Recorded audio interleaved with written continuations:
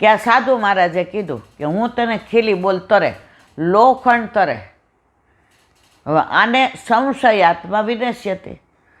હવે આ કે આ એક તો સાધુ મહારાજ કાંઈક જાણતા હશે, આ લોકો કાંઈક ને કાંઈક આવી વિદ્યા જાણતા હોય ને આપણી પાસે રોકડી કરે.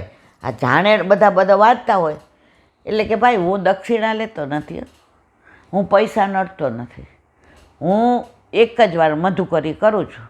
એમાંય આ ગામમાં આવ્યો ને, હવે આ ગામમાંથી જાય છે પછી જિંદગીમાં બીજી વાર આ ગામમાં નહીં આવું. સાધુ તો ચાલતા ભલા, હું આગળ જઈશ, મારે તારી પાસે કર. એ કે બધી માથાકોટ મૂકો, આ ખીલીને ખીલા તરેનું હો. તો એણે દરિયા કિનારે આંટો માર્યો તો આટલું નાનું પાટિયું હતું. શેનું? લાકડાનું. એ લાકડાનું લઈ આવ્યા. એમાં ઓલો પથરા હતા, દરિયા કિનાર નાના નાના પથરા હોય ને ગોળ, એ લઈ અને ખીલીને ખીલા જરા જરા ઠોક્યા. પૂરા ન ઠોકી દીધા, નહીંતર તો પછી નીકળે નહીં. અને એ બધું આખું પાટિયું ભરી દીધું અને પાટિયું મૂક્યું. હવે ખીલીને ખીલા તરે કે ડૂબે? લાકડું તરે કે ડૂબે? તરી ગયો. ઓલો તો પગમાં પડી ગયો. સાધુ મહારાજ કે ભાઈ મારે આના પરથી એમ કહેવું છે કે આ સંસાર છે ને આ ડૂબાડે. આ દરિયો છે ને ખારા પાણીનો છે, એમ સંસાર છે ને ખારો છે. સંસાર અસાર છે, પણ આપણે માનીએ શું? સંસાર કંસાર છે, સંસાર ખારો છે. આપણે શું માનીએ? સંસાર પ્યારો છે. તો જો તમારે આ સંસારમાં ડૂબવું ન હોય, આ ખારું પાણી પીવું ન હોય, તો આ તરાપો છે, આટલો નાનો આ લાકડું છે, એ સેવા સ્મરણ ને સત્સંગ છે. આમાં તમે ગમે એ મૂકો એ તરી જાય. હવે જો લોખંડ બધાય કે તરે નહીં, ડૂબે. તો આપણે શું કહે? સંસારમાંથી પણ મન કાઢવું કેમ? હવે આ દીકરામાંય જીવ ને પૌત્રમાંય જીવ ને, તમે સેવા સ્મરણ સત્સંગ રૂપિયા લાકડામાં જડી દો, પણ એટલું નહીં જડવાનું કે પાછું નીકળે રહે. અને તમને પછી જો સેવા કરો ને એટલી વાર ઘણી વાર છોકરાઓ કાંઈ વાત કરતા હોય, કોઈ એના ભાઈબંધ જમવાનું કીધું હોય, એ લોકો પિક્ચરની ટિકિટ લાવ્યા હોય, એટલે ધીમેકથી કહે મમ્મી ઠાકોરજીને ભોગ ધરાવે, ધીમે બોલજો. હવે આપણને સંભળાય એમ બોલે નહીં, એટલે આપણે એટલી તો સેવામાં આનંદ આવ્યો. હવે અહીં સત્સંગ કરીએ છીએ. હવે બહાર એના ભાઈબંધો આવ્યા કે એના મમ્મી પપ્પા આવ્યા કે વેવાય વહેલા આવ્યા, એના મમ્મી પપ્પા અત્યારે સત્સંગ કરે છે, કાંઈ નહીં જમાઈ રહ્યા. તમે તો છો ને બેસાડ્યા ને આઈસ્ક્રીમ લઈ આવ્યો ને ખવડાવ્યો. હવે એટલી વાર આપણે આ 1 કલાક બહાર શું ચાલ્યું મને ને તમને ખબર? આ તરાપામાં ખીલીને ખીલા જડી દીધા. ડૂબવાની ચિંતા છે. જીવનમાં ધીમે ધીમે સમય વધુ શ્યામમાં જશે, સંસારમાં નહીં જાય. પણ એ ક્યારે? જ્યારે તમે આ લાકડાની અંદર જડો તો તમે સેવા સ્મરણ સત્સંગ કરો તો આ બધાય તમારા સંસારના ખીલા, દ્વેષ ને ક્લેશ ને પાપ ને પ્રપંચ ને તમારા સેવા ને સ્મરણ ને સત્સંગ ને પાઠ ને બધાથી તમે તરી જશો. શરત એટલી જ કે તમારે ઠાકોરજી ઘરમાં આપણા માથે આપણા ઠાકોરજી આપણા ગુરુદેવે પુષ્ટ કરેલા હોય તો બધું એ કરશે મારા વાલા. બધા મારા તમારા જેવા વાગતા ખીલાને એ તરાવી દેશે. શરત એટલી જ છે કે સેવા સ્મરણ સત્સંગ. પણ સેવા કોની કરવાની? આપણા ઘરે આપણા માથે બિરાજતા પુષ્ટ થયેલા. મને ઘણા ઉલ્લોય બનાવ્યો, એટલી સરસ વાત કરે ઠાકોરજીને. એલાબેન નૌકાનો તો મનોરથ કર્યો હતો. અંદર તમે જુઓ તો ગુલાબની પાંદડી ને પછી અટકીમાં સામગ્રી ને ઠાકોરજી એટલા સોહાતા હતા.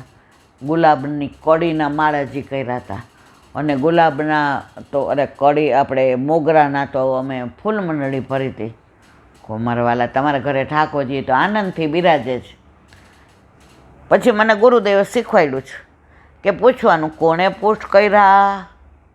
એટલે ધીમેકથી પૂછું, વાહ મારવાલા તમારું ગુરુઘર કયું? ત્યાં સુધી તો આમ જોશથી બોલે, હું કહું પોસ્ટ ત્યાં કરાવ્યા? પોસ્ટ હવે કરાવવાના. જો ફરી ગયા આખો છે ને એને અંદરથી આત્મા ડંખે કે મેં ઈલાબેનને ઉલ્લુ બનાવ્યા. અત્યાર સુધી કેવી વાતો કરી. આપણે ભલે 25 વર્ષથી નૌકાનું બધું કરતા હતા. હવે આપણે ખબર છોકરાઓ નાના ઓલે બિચારી તેડવાનું મૂકવાનું, વાળ ધોવાનું, ખવડાવવાનું, ટિફિનને આપણને હવે આપણી તબિયત એવી નથી તો આપણે કીર્તન ગાયા. તો આપણે જાહેરમાં કીધું કે ભાઈ આ વખતે આપણાથી એને નૌકાનો મનોરથ થયો નહીં. કીર્તન ગાયા, સામગ્રી કરી, મારા વાલાને જે કરાયું એ કર્યું. તો તમે પોસ્ટ કરાવ્યા વિના ઠાકોરજીને આ બધું કરો. હવે મારે કાંઈ આગળ કહેવું નથી. એક નાની વાત. હવે એક નાની વાત. એક શિલ્પકાર હતો. જો કલાકાર હોય ને એને પોતાની કલા પ્રત્યે બહુ પ્રેમ હોય અને એને એમાં જ રસ હોય. આજે હું ક્યાંય ગઈ હોઉં ને તો વૈષ્ણવને જોઉં તો મને એમ થાય કે એકાદી વાત કરી દઉં. પણ મને ગુરુદેવે શીખવાડ્યું છે કે જિજ્ઞાસા ન હોય ને ત્યાં પીરસાય નહીં. તમે પાત્ર વિના પીરશો ને એટલે ધૂળમાં મળી જાય. એટલે પાત્ર જોઈને પીરસવાનું. ઘણીવાર લોકો પોતાનું સ્ટેટસ જમાવાય આમ મને જુએ ને દોડતા આવે. આ 25 વર્ષ પહેલાંની વાત છે, હમણાંની નહીં. વલ્લભ સદન ગઈ હો કે પછી ક્યાંય બેઠકે ગઈ હો, ઈલાબેન દર્શનને હજી અડધો કલાક દેવાય. આ લૌકિક વાતો કરીએ એના કરતાં એકાદી વાત કરો ને. એટલે ત્યારે મારામાં સમજ ઓછી હતી, અત્યારે ઓછી જ. પણ હવે ગુરુદેવ મને સમજણ પાડી કે જિજ્ઞાસુ વિના સત્સંગનું જેને મહાત્મા ન હોય ને ત્યાં પીરસવું નહીં. તો આપણે તો એવો સરસ પ્રસંગ છેડીએ અને જેવા દર્શન ખોલે પ્રસંગ ખંડિત, લીલા ખંડિત. તમે માનશો ને ત્યારે તો તમારી ભેગા નહોતા આવતા કારણ કે તમારો પ્રેસ ચાલુ હતો અને હજી ઉભરતા હતા, હજી આપણે બધા મહેનત કરતા હતા. હું એકલી રહી જાઉં રીખું, હાવ એકલી. તો મને ત્યાં એક બાએ શીખવાડ્યું. એ કે દીકરા લીલા ખંડિત નહીં કરવાની. તો મેં તું કહું કોને? એ કે મારા જેવા એક કોઈ ને એને બેસાડીને તારે કહેવાનું બા તમે બેસો. કારણ કે અમને તો આમે હાઇટ ઓછી અને લાકડી લઈને આવ્યા હોય એટલે અમને કાંઈ આરતીનું દર્શન થાય નહીં. આ બધા હુડુડી ગયા, આ લીલા ખંડિત કરીને ગયા ને બેટા. આજ પછી આવી જગ્યાએ સત્સંગ નહીં કરવાનો. ટાઈમ પાસ કરવા સત્સંગ નથી. પ્રભુને આ પ્રેમ વધારવા માટે સત્સંગ છે. હવે એના કાને ઓછું સંભળાતું હતું તો એ બાએ મશીન મૂક્યું પોતાનું. મને કે મને આ લીલામાં બહુ આનંદ આવે છે, તો આ લીલા ખંડિત ન કરતી. અને મને રડવું આવી ગયું હતું. અત્યારે મારું હૃદય ભરાઈ જાય કે તમે આ જે 50-60 વૈષ્ણવ આમ દોડીને મારી પાસે આવ્યા, મને ચંપલે ન કાઢવા દીધા, હાથ પકડીને લઈ ગયા. ઈલાબેન એક વાત કરો. અને હું માની ગઈ. મને એમ થયું કે આ લોકોને સત્સંગમાં કેટલો રસ છે. અને જેવી આરતી આવી એક બી વૈષ્ણવ ત્યાં ઊભું ન રહ્યું. દોડતા હુડુડુડું ગયા. આ બાની મોઢે મેં લીલા પૂરી કરી. હજી પરાકાષ્ઠા જુઓ તમે. હવે આરતી થઈ ગઈ, બધા એવા. ઈલાબેન ઓલી વાત આગળ કરો. હું તો કાંઈ બોલી નહીં, મારું હૈયું ભરાઈ ગયું. તો ઓલા બાએ ખખડાવ્યા. એ કે આ ઠાકોરજીની લીલા શું તમે આ બધી બજારમાં શાક માર્કેટમાં કાંઈ હરાજી કરવાની છે? તો ઈલાબેન આમ કરો, આખી લીલા ખંડિત કરીને વયા ગયા. એ કે જો તમને ટાઈમ હોય તો તમારે કાંઈ એમ કહેવાય કે અમે આરતી કરીને આવીને પછી અમને એક પ્રસંગ કહો. પછી તમારી પાસે ટાઈમ નથી, પછી તો તમારા બધા ડ્રાઈવરોને તમારી રિક્ષાની રાહ જોતી હશે. આ ઈલા એકલી જ બેઠી હશે અહીંયા. એટલે આ મને ધીમે ધીમે 25 વર્ષથી ઓલો દીવો પ્રજ્વલિત હોય, અંદર ઘી હોય, વાટ બરાબર હોય, વાડકી બરાબર હોય, પણ એને 24 કલાક પ્રજ્વલિત રાખવો હોય ને તો એને સંવારવો પડે. તો આવા બધા વૈષ્ણવોએ મને સંવારી અને અહીંયા સુધી પહોંચાડી. હું એ બધા ભગવદીઓનો ઋણી છું, હું વલ્લભ કુળની ઋણી છું, મારા ગુરુદેવની ઋણી છું કે મને સમજણ ધીમે ધીમે પાડી.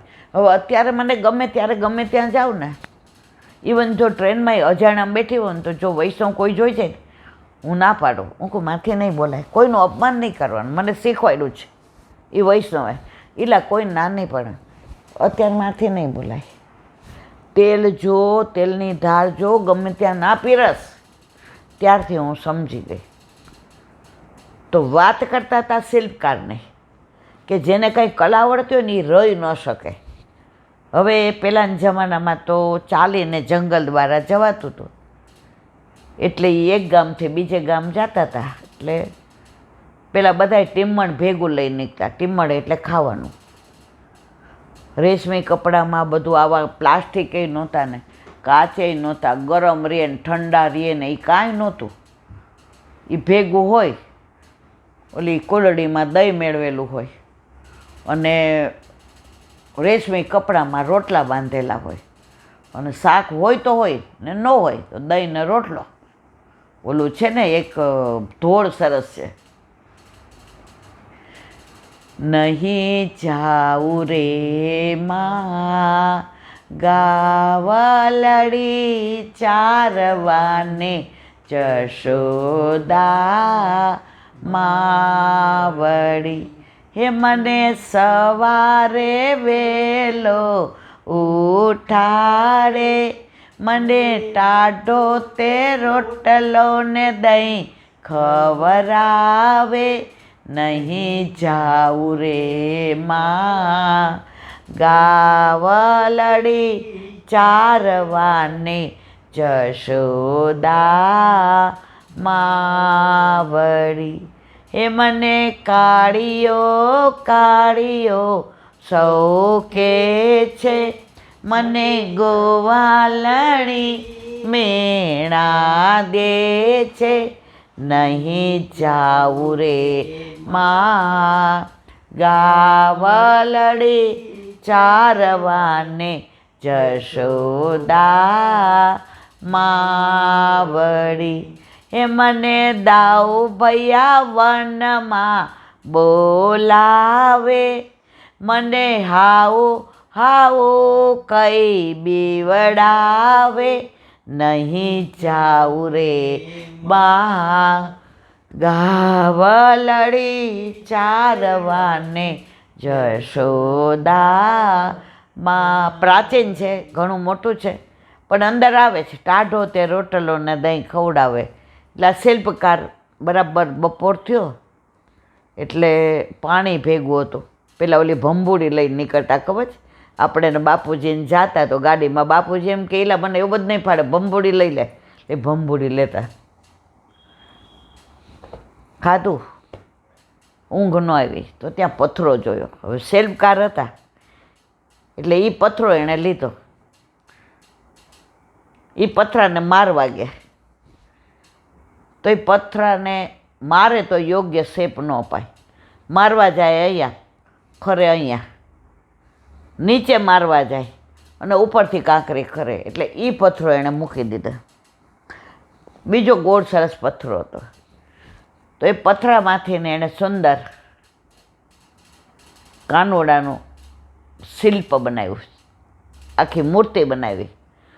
અને મૂર્તિમાં એ જ મોહાઈ ગયા કે હા આટલી સરસ, પણ એટલો ભારે એ પથરો, અને હજી જ્યાં સુધી પુષ્ટ ન થાય ત્યાં સુધી તો એ મૂર્તિ જ, અને આટલી મોટી મૂર્તિ. એ કે વજન આટલું બધું ન ઉચકાય, અને હજી મારે ગામતરું લાંબુ છે, એટલે હવે હું આ લઈને નહીં જાઉં. એમ કરીને એણે વૃક્ષની નીચે મૂકી દીધી અને શિલ્પકાર નીકળી ગયો. હવે ત્યાં સંતો નીકળ્યા, તો ઓલો જે પથરામાં થયું નહોતું એને તો બધાએ ઠેબે ચડાવ્યો, નાખ્યો એક બાજુ, જે ઓલી કાંકરી ખરતી હતી ને એ બધી. આ શિલ્પ જોયું તો બધા સ્વરૂપમાં તન્મય થઈ ગયા. નેત્ર, ભ્રુકુટી, અધરોષ્ઠ, કેશ, ગ્રીવા, શ્રીહસ્ત, ચરણારવિંદ, નખ, એ જે 15-20 સંત હતા